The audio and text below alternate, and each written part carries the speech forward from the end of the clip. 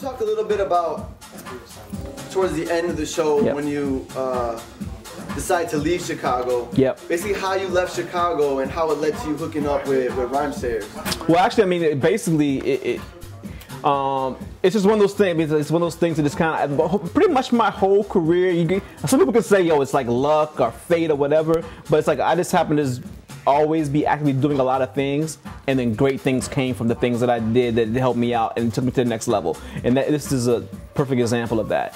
Like, you know, me and Jay Pratt, who's one of the co-hosts of the show, you know, in the late 90s, and we went to New York. We would go make our trips to New York to the Rocksteady anniversaries, whatever, and we're going out there. And you're at these big events, and you always get people giving you free CDRs and free tapes, and generally they're not great. If someone's giving away, back then, if someone's giving away, they're supposed to give it away. They couldn't sell it. You know what I'm saying? So we get back from New York, we have these bags of tapes, and I'm going through them. I'm just like, this sucks. Okay, this ain't good. Nah, this is all right. And he's like, I got something that was really good. I was like, how do you get the only one good CD in New York? He's like, no, it's good. He puts it on.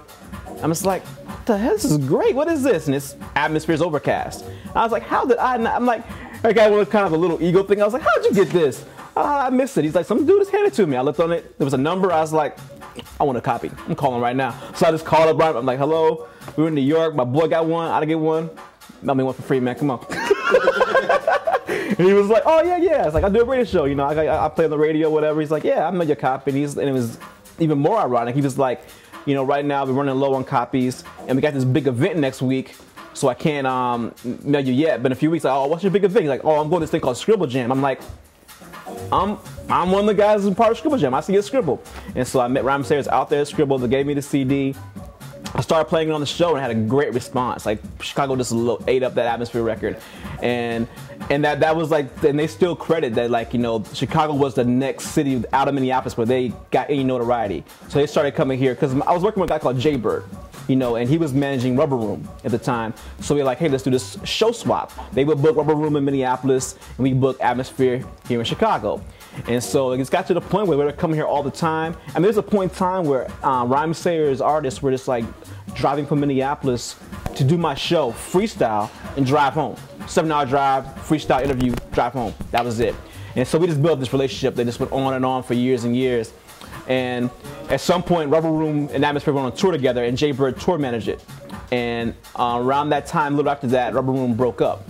And Atmosphere was still getting bigger, and they needed a tour manager. So they brought in Jay Bird to be their tour manager. It was just natural progression. And then so from there was a point in time, we were somewhere at a show, and Sadiq, the CEO of Rhymesayers, was there, and he was like, you know, telling me, he kind of saying, you know, just kind of like, you have a little part in this getting bigger by helping us out in Chicago, connecting with Jay Bird. He's like, if we ever get to a point where we need more help, I want to hire you next. And that's one of those things you hear, and it's just like, I was like, word, appreciate it, never gonna happen. And then like 2 years later, I got a phone call. He's like, remember that thing I offered you? Time is now, you want a job. And I was like, word, a job in rap? I've been wanting that like since I was 9 years old, some kind of like, you know, live off this. And I was like, let me think about it. Yeah, you know, and it was that simple. And they paid, they brought me to Minneapolis to work for them. So why don't you hit people to exactly what is your role in the organization? I mean, it's kind of, I mean, like, you know, when I first got there, you know, we're kind of a small, people have this thing that we're like this giant empire or something. I mean, it's like 5 people in the building working on computers all day. It's not, you know, that's what it is. You know, it's a great job and it's a great opportunity, but I'm saying, like, you know, that's what it is. And basically, I'm the product manager, and our titles really, they mean things, but everyone there does whatever it takes to get the job done. I mean, but basically my basic job is I'm the direct liaison to like smaller retail stores. You know, I make sure they know about new releases and aware what's going on. You know, make sure they get promo copies and post. You know, I'm just kind of like the face person, well, the internet face person or the phone face person, voice for Rhymesayers. It's like to make people aware of what's going on and what we have happening. That's one part of it. And then I'm just doing other things. You know, I've been writing for a long time, so I help out with bios and whatever, man. It's just like we're all there just making it happen. I'm very curious how the term hip-hop affects you now that it's about to be 2010. Yeah. Because, I mean, personally for me, it definitely doesn't mean the same thing that it did to me like in '93 or whatever, when I was a teenager. So, I guess I want to ask, are you still sentimental about the idea or the concept of the culture of hip hop? Definitely. I'm definitely hold hip hop very like close to me. I mean, like to me, like it goes back to what I said earlier, is fan first. You know, it's just like, and people, I know people from my generation and the little generation a little bit under me that like kind of have this sort of like bad taste in their mouth about it. But to me, it's like, I almost feel like I would be a hypocrite if I felt that way, because like I'm saying, when I was first coming up, my whole thing was, my first thing was when I started rapping is, I want to be a star. I mean, I never was like, yo, I want to rep the underground, man. I want to be grimy all my life and rapping. I mean, I want to do it from the heart. I want to be passionate, but I want to like succeed in doing it, you know? And so like, when I started seeing groups blowing up and making money and making livings and, you know, being respected as an art form, and like, I mean, now hip hop is probably the most important music art form in the world. And like, it affects everything now. Because we had hip hop that took from all forms of music to create itself, and now it affects all forms of music.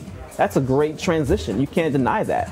And so like, to me, it's a success story. And so I love it. I mean, it's like, and like, I'm a DJ, I'm a DJ and I'm all about digging and finding new music and you know, all that stuff. So it's the same thing. Right now, there's a lot of, everyone is making music. I mean, you walk down the street, everyone you pass probably makes music at some point, you know what I'm saying? And so it's just like, all that means now, I have to use my DJ brain, I have to go out there and dig and find the good music. It's there. There's great music all the time, always there. Hard to find, but if you're passionate and you want to find it, you can find it. Any final closing statement? It's good to be back in Chicago for a little while. I miss here. Like last night doing the show with the Time Shopper reunion, it was like, man, it was like really big deal for me. And like a lot of people gave me a lot of great feedback about the show, and like it felt really good to be back in Chicago doing something. And I definitely want to be more involved in this scene. I've always been involved in this scene, even when I was gone, but I want to even get more, it inspired me to get more back in the trenches of the Chicago scene, because there's so much talent here, and I wanna always support it. So yeah, and thanks to you guys for checking me out, telling the story. Word up.